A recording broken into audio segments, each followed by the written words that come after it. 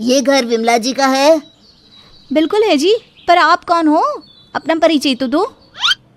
अरे क्या हुआ बहू, कौन है गेट पर? मैं वकील हूँ जी। मुझे विमला जी की सास सीता जी ने भेजा है ये बताने के लिए कि वो कल गांव से शहर आ रही है आज की ट्रेन पकड़कर। और उन्होंने ये भी कहा है कि मैं आप लोगों को ये बता दूं कि उनके आने पर जो उनकी सबसे ज़्यादा सेवा करेगा, सीता देवी उसे ही गांव की सारी ज़मीन और अपनी धन दौलत देगी। अब क्या था, वकील की ये बात सुनकर कविता के कान खड़े हो जाते हैं। कविता, जिसने अब तक वकील को घर के अंदर भी नहीं बुलाया था, वो अब बड़े प्यार से उसे घर के अंदर ले जाकर बिठाकर नाश्ता पानी देने लगती है। अरे वकील साहब, आपने आते ही क्यों नहीं बताया कि आप वकील हैं? मुझे लगा कोई अनजान इंसान है। वैसे कल मेरी दादी सास आ रही है। मुझे तो ये सुनकर ही बहुत खुशी हो रही है। कब तक पहुंच जाएगी वो? दरअसल ना मैं सोच रही थी क्यों ना मैं अपनी दादी सास को खुद लेने के लिए जाऊं। मैडम, वो तो आप अपनी दादी सास को फ़ोन करके भी पूछ सकती हैं। बस मुझे ना लेट हो रहा है, मुझे सीता जी की दूसरी बहू कमला जी के घर भी जाना है। अब वकील विमला के घर से कमला के घर जाता है और वहाँ जाकर सीता के आने की खबर सुनाता है। अपनी सास के आने की खबर सुनकर कमला खुश होती है, पर अपनी खड़ूस बहू को देखकर उदास भी हो जाती है। पर जब कमला की बहू काजल को पता चलता है कि गांव में दादी सास के पास इतनी सारी ज़मीन है तो वो भी अच्छे बनने का ढोंग करती है। अब अगले दिन सीता अपनी बड़ी बहू विमला के घर आती है।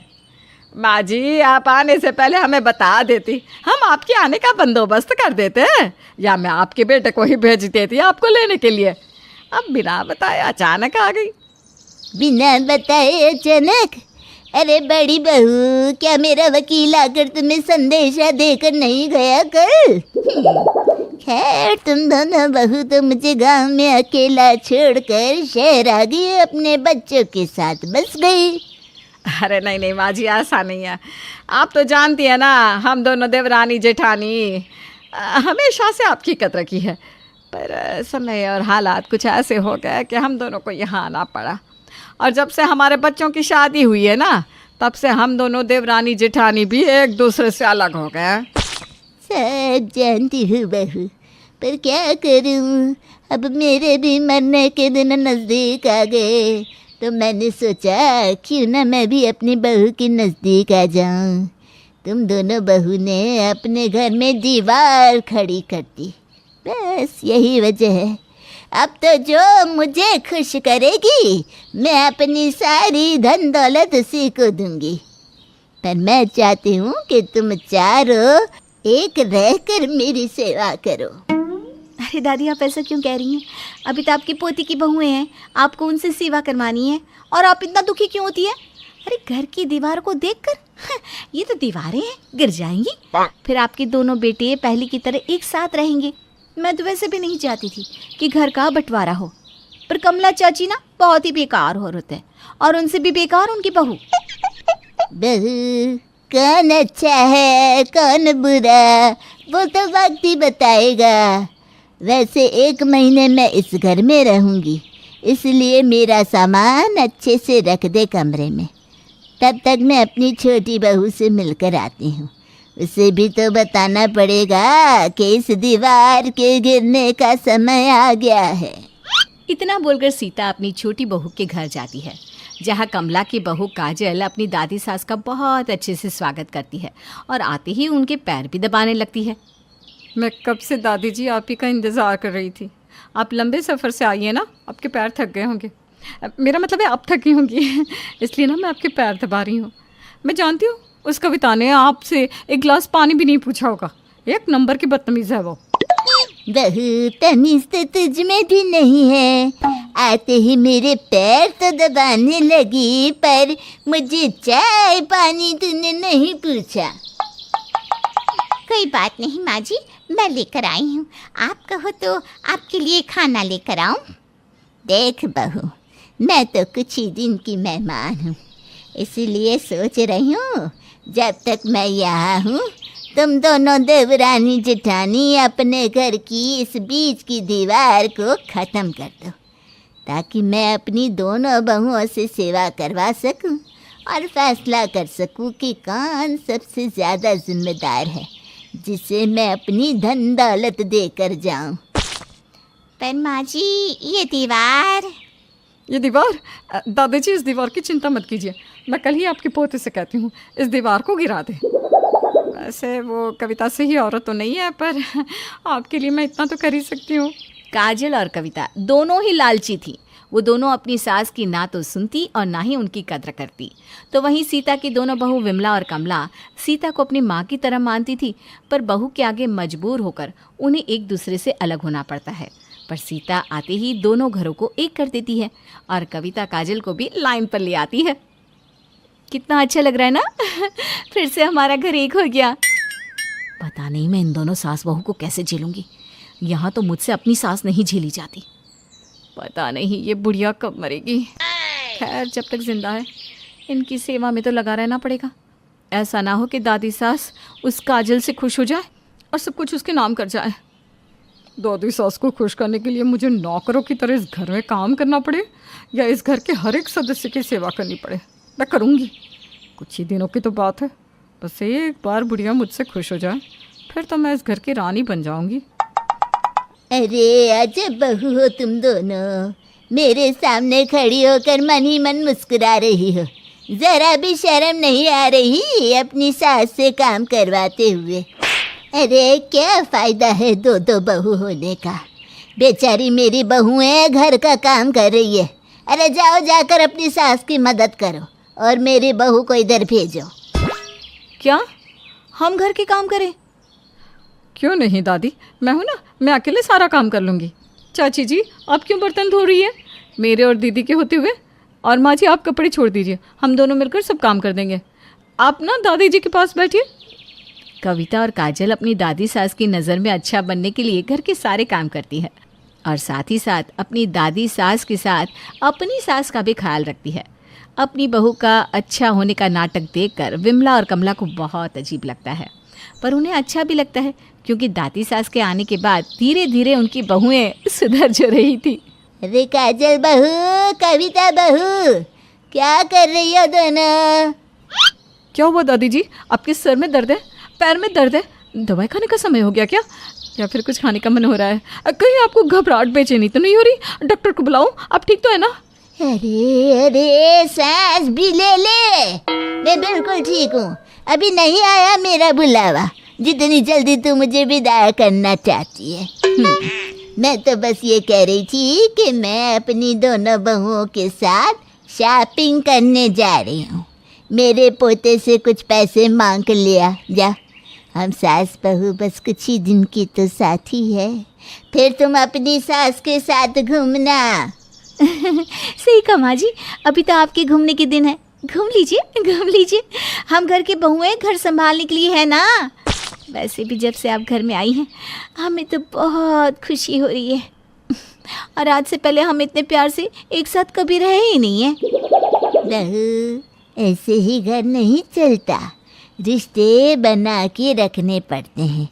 थोड़ी बातें सुननी पड़ती है, बर्दाश्त करनी पड़ती है, तब जाकर रिश्ते बनते हैं। अच्छा मेरी प्यारी बहू, चलो दोनों फटाफट तैयार हो जाओ। जी माँ जी आपने बिल्कुल सही कहा। अब आप नहीं चाहते कि आप कहीं भी अकेले जाओ। बहू जाने वालों को भला कौन रोक सकता है। और वैसे भी मुझ बुढ़िया के पास एक घर ही तो है गांव में।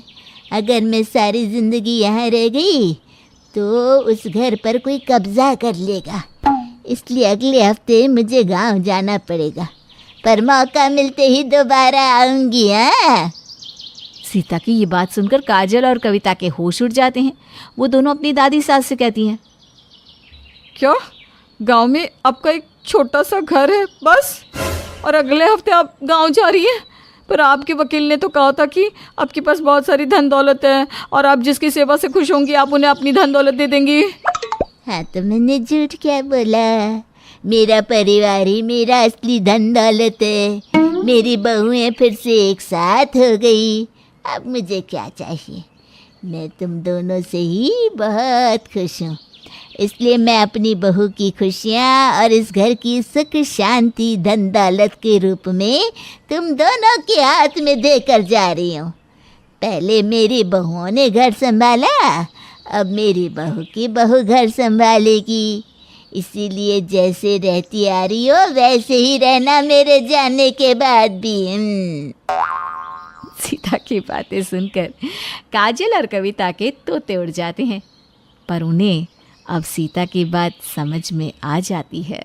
टीवी सीरियल देखना पसंद करती हैं, पर यहाँ कियारा का हाल कुछ और ही था। कियारा सीरियल की सासों को ज़्यादा देखना पसंद करती थी। टीवी सीरियल की सास को देखकर कियारा इमेजिनेशन करती थी कि उसकी होने वाली सास भी कुछ इसी तरह की हो। ऐसे ही एक दिन, माँ, अनुपमा कितनी अच्छी सास है ना, वो अपनी बहू किंजल से कितना प्यार करती है। भगवान करे मुझे भी ऐसी ही सास मिले, ताकि वो मुझे अपनी बेटी से भी ज़्यादा प्यार करे। सास तो तुझे तब मिलेगी ना जब तू शादी करेगी। शादी का नाम सुनकर तो तेरा मुंह बन जाता है। आई बड़ी सास की बात करने वाली। माँ, अभी मेरी शादी वादी की उम्र नहीं हुई है, कुछ दिन आराम से बैठ जाओ, उसके बाद देखेंगे। इस तरह से कियारा मुंह बनाकर वहाँ से चली जाती है। अब ऐसे ही कुछ महीने बीत जाते हैं और बहुत जल्द कियारा की बेस्ट फ्रेंड की शादी हो जाती है, जिसके बाद कियारा भी शादी करने के लिए हाँ कर देती है। अब तो तेरी फ्रेंड की भी शादी हो गई है। अब तो तुझे तेरी शादी से कोई एतराज़ नहीं है ना? तेरे लिए लड़का देखो कि नहीं? हाँ माँ, आप मेरे लिए लड़का देख सकती हो, पर लड़की के साथ मेरी होने वाली सास को भी देखना। अब जानती हो ना मुझे सास से कितना डर लगता है, और मैं चाहती हूँ कि मेरी सास बहुत अच्छी और बहुत प्यारी हो, बिल्कुल आपकी तरह। अब क्या था, कियारा के राज़ी होते ही कियारा की माँ उसके लिए लड़के देखने लगती है। इसी तरह से कियारा के लिए एक बहुत अच्छे घर से रिश्ता आता है। माँ, लड़का तो बहुत अच्छा है, पर ये तो सिर्फ लड़के की फ़ोटो है, मेरी होने वाली सास की फ़ोटो कहाँ है? मैंने आपसे कहा था ना कि मुझे लड़के से पहले अपनी होने वाली सास को देखना है। अब जानती हो ना सास कितनी डेंजर होती है। अगर मुझे खड़ूस सास मिल गई तो मैं कैसे रह पाऊंगी ससुराल में। अरे बेटा, तुझे अपनी पूरी ज़िंदगी अपने पति के साथ रहना है, सास के साथ नहीं। वैसे भी सास की फ़ोटो कौन देखता है? मैं देखती हूँ, और जब तक मैं लड़की की माँ को देख नहीं लेती तब तक मैं रिश्ते के लिए हाँ नहीं करूँगी। इसलिए आप लड़की की माँ की फ़ोटो मंगवा लीजिए। कियारा अपनी ज़िद पर अड़ जाती है। बेचारी कियारा की माँ करती भी क्या, ना चाहते हुए भी वो बहाना करके लड़की की माँ की तस्वीर मांगती है। और जैसे ही कियारा अपनी होने वाली सास की तस्वीर देखती है तो वो इमेजिनेशन करने लगती है कि उसकी सास बहुत खड़ूस है, वो उसी घर के सारे काम करवा रही है और उस पर काफ़ी अत्याचार कर रही है। नहीं नहीं नहीं माँ, मैं इस लड़के से शादी नहीं कर सकती, और ना ही मैं इस घर की बहू बन सकती हूँ। माँ, मेरी होने वाली सास फोटो में इतनी डेंजर और डरावनी है, तो सोचो हकीकत में कितनी ज़्यादा खड़ूस होंगी। अगर मैं इस घर में बहू बनकर चली गई तो मुझ पर ये लोग कितना अत्याचार करेंगे। और आप तो जानती हो ना, सुबह 8 बजे से पहले मेरी आँख नहीं खुलती। मुझे सुबह 4 बजे उठने को बोलेगी, ठंडे पानी से नहाने को बोलेगी, घर के काम करवाएगी, और गलती हुई तो खूब मारेगी। नहीं नहीं नहीं, मैं इस घर में बहू नहीं बन सकती। कियारा बेटा, अगर तू इतना डरेगी सास से तो तुझे खड़ूस सास ही मिलेगी। हर किसी के चेहरे पर नहीं लिखा होता कि वो खड़ूस है या शरीफ। अब मुझे बता, मैं तुझे खड़ूस सास लगती हूँ क्या?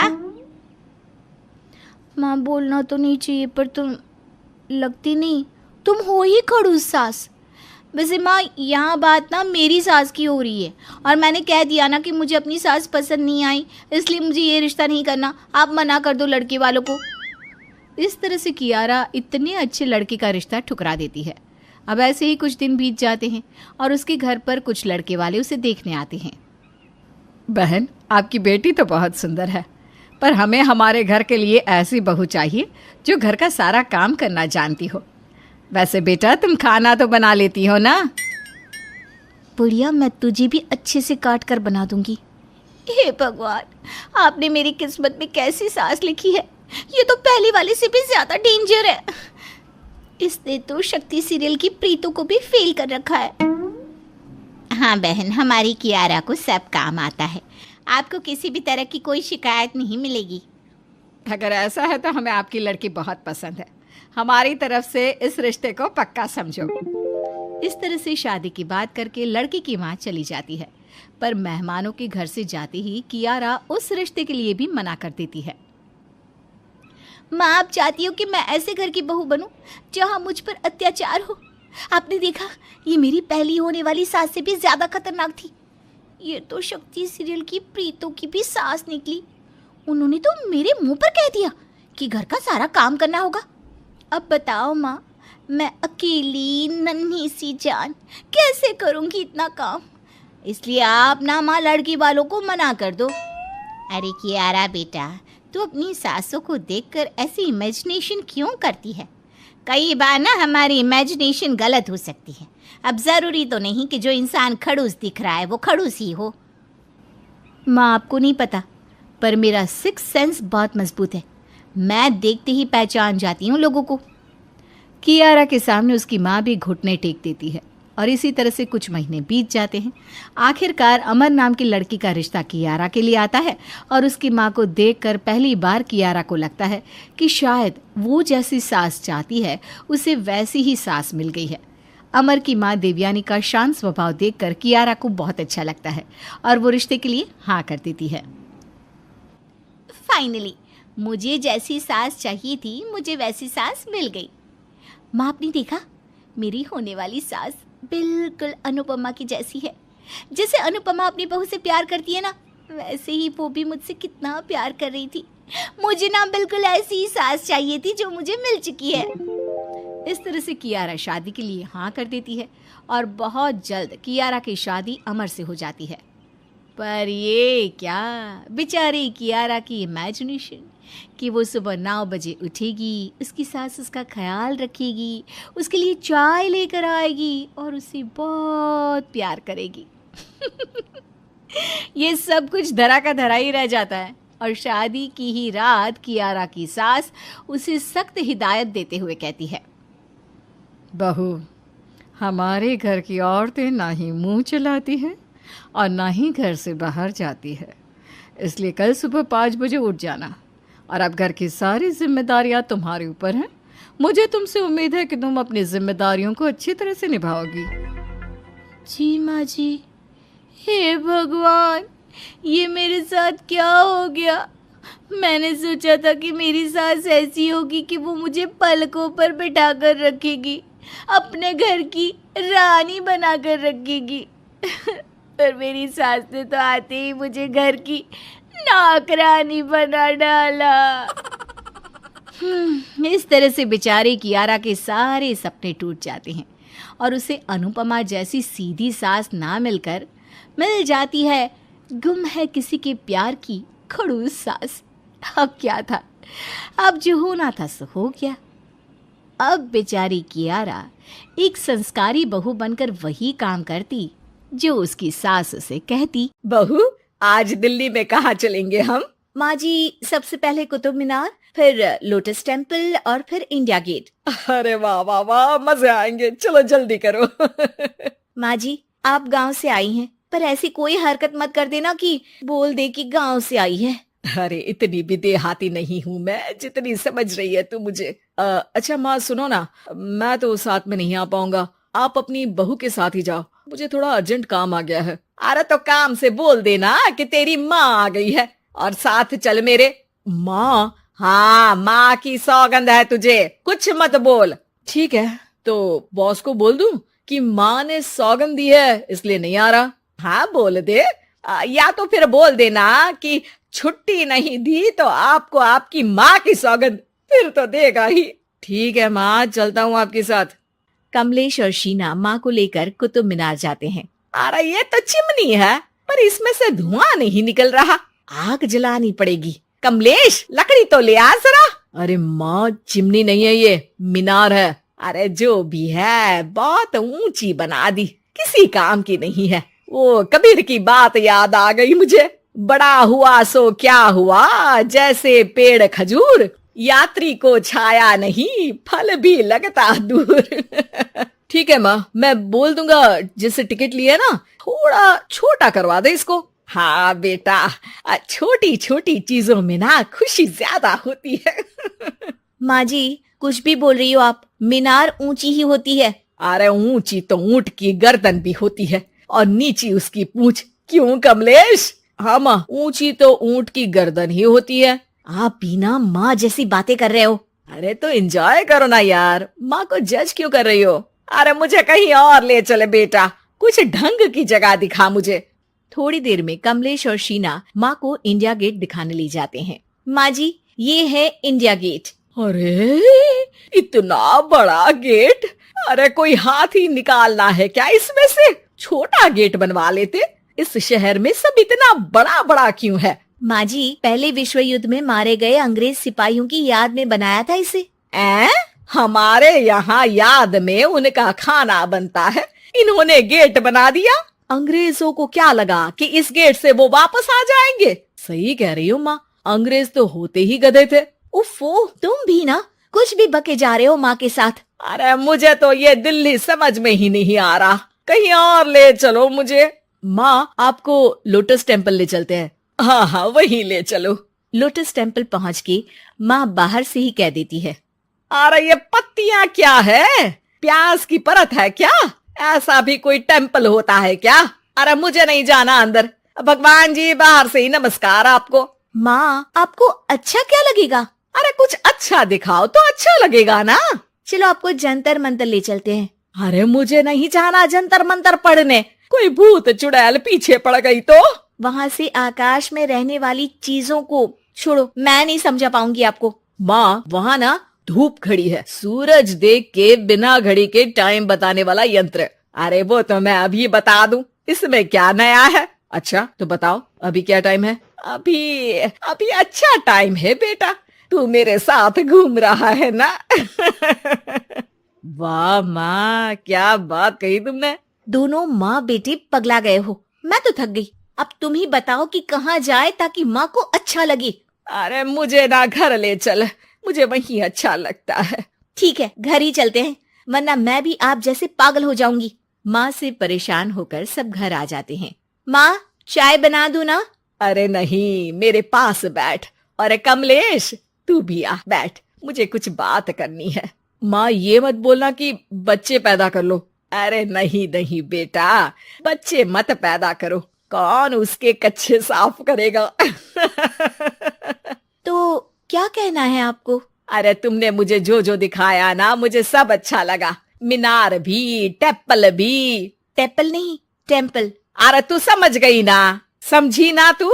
हाँ समझी। फिर भी मैं इसलिए ये कहती रही कि मुझे कुछ पसंद नहीं आ रहा, क्योंकि मैं बताना चाह रही थी कि शहर में चाहे कितनी भी बड़ी चीजें हो, अपना गांव तो आखिर गांव होता है। मानता हूँ माँ, सही कह रही हो आप। तो नालायक, एक साल में एक बार क्यों आता है?